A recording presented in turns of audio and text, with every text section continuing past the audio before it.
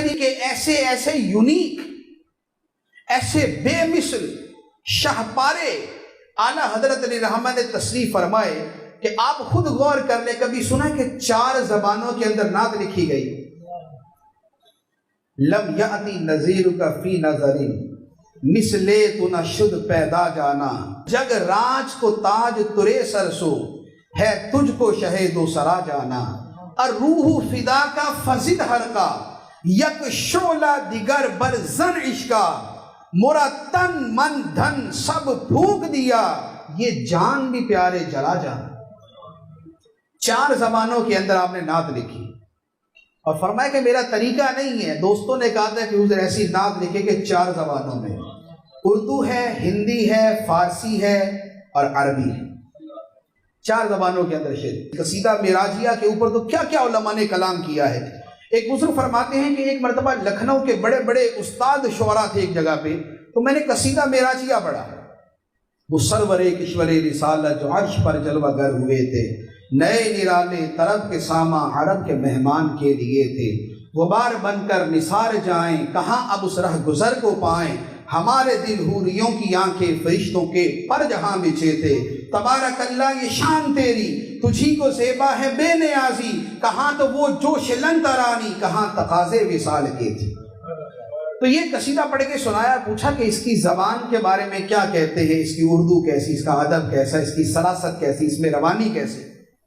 تو جو وہاں پر افراد موجود تھے انہوں نے کہا کہ اس قصیدے کی زبان کوثر و تسنیم سے دھلی ہوئی ہے، جنت کے پانیوں سے دھلی ہوئی ہے، اتنی شستہ، اتنی شائستہ، اتنی نفیس، اتنی خوبصورت، اتنی روانی، اتنی سلاست، اتنا اعلیٰ ادب، اتنا بہترین الفاظ کا چناؤ اور اتنا حسن ترتیب ہے کہ گویا یہ کلام کوثر و تسنیم سے دھلی ہوئی زبان سے لکھا گیا ہے۔ اور اسی قصیدے کے حوالے سے ہے، لکھنؤ کے ایک بہت بڑے نعت گو شاعر ہیں محسن کاکوروی صاحب، تو انہوں نے معراج کے اوپر ایک قصیدہ لکھا، سمت کاشی سے چلا جانب متھرا بادل، قصیدہ لامیہ اسے کہتے ہیں۔ تو انہوں نے وہ قصیدہ لکھا، اعلیٰ حضرت کے پاس آئے، کہا کہ حضور میں قصیدہ پڑھتا ہوں۔ فرمایا میں نے بھی لکھا، پہلے وہ سن لیتے۔ انہوں نے کہا جی حضور آپ پہلے بیان فرمائیں۔ تو اعلیٰ حضرت نے پھر وہ قصیدہ پڑھا، اور جب وہ قصیدہ پڑھا، محیط کی چال سے تو پوچھو کدھر سے آئے کدھر گئے تھے، گمان امکان کے جھوٹے نقطوں تم اول آخر کے پھیر میں ہو، محیط کی چال سے تو پوچھو کدھر سے آئے کدھر گئے تھے، سراغ عین و متاں کہاں تھا، نشان کیف و الا کہاں تھا، نہ کوئی ساتھی نہ کوئی راہی نہ سنگ منزل مرحلے تھے۔ تو اعلیٰ نے جب یہ قصیدہ پڑھ کے سنایا تو انہوں نے اپنا قصیدہ لپیٹ لیا۔ فرمایا حضور آپ کے اس قصیدے کے بعد میں اپنا قصیدہ نہیں سنا سکتا، کیونکہ جس سٹینڈرڈ کا، جس معیار کا قصیدہ اعلیٰ حضرت نے لکھا تھا اس معیار کا وہ قصیدہ نہیں تھا۔ میں نے وہ قصیدہ پڑھا ہے سارا، میں نے پڑھا ہے وہ سارا، اور آپ یقین کیجئے وہ واقعی ایسا انہوں نے صحیح کیا تھا جو لپیٹ لیا تھا کہ اعلیٰ حضرت کے کلام کی جو بلندی تھی وہ بالکل ایک دنیا ہی جدا تھی، ایک دنیا ہی جدا تھی۔ تو یہ شاعری کے اندر، یہ علم شاعری، فن شاعری میں اعلیٰ حضرت کا مقام کہ ظہر سے عصر کے درمیان 67 اشعار کا قصیدہ لکھ دیا۔